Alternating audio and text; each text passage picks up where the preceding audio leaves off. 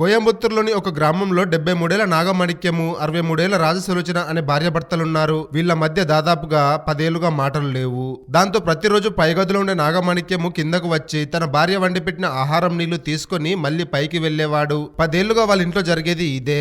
అయితే వాళ్ళిద్దరికి సర్ది చెప్పడానికి బంధువులు, పిల్లలు ఎంత ప్రయత్నించినా అది సాధ్యం కాలేదు. అయితే డిసెంబర్ 29వ తారీఖు భోజనం తీసుకెళ్లిన నాగమాణిక్యము మళ్లీ తిరిగి కిందకి రాలేదు. భర్త రాలేదని భార్య కూడా పైకి వెళ్లి చూడలేదు. బహుశా ఏదైనా ఊరికి వెళ్ళుంటాడేమో అనుకొని ఆ రోజు నుంచి తన కోసం మాత్రమే వంట చేసుకుంది రాజసులోచన.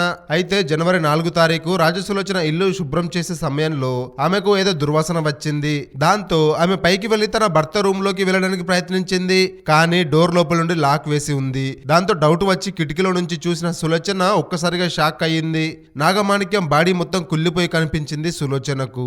ఈ సంఘటన చాలా ఆలస్యంగా వెలుగులోకి వచ్చిన తమిళనాడుని షాక్ కి గురి చేసింది. ఈ సంఘటన గురించి తెలుసుకున్నాక వృద్ధాప్యంలో కూడా ఇలాంటి పట్టింపులు, పంతాలు పెట్టుకున్న భార్యాభర్తలు ఉంటారా అని ప్రతి ఒక్కరూ ఆశ్చర్యపోతున్నారు. ప్రేమ, పెళ్లి, ఉద్యోగం, ఆరోగ్యం ఏ సమస్యలైనా కేవలం మీ ఫోటో మరియు చేయి చూసి సంక్రాంతి వరకు ఉచితంగా జ్యోతిషం చెప్పబడును. ఈ క్రింది నెంబర్ను సంప్రదించండి.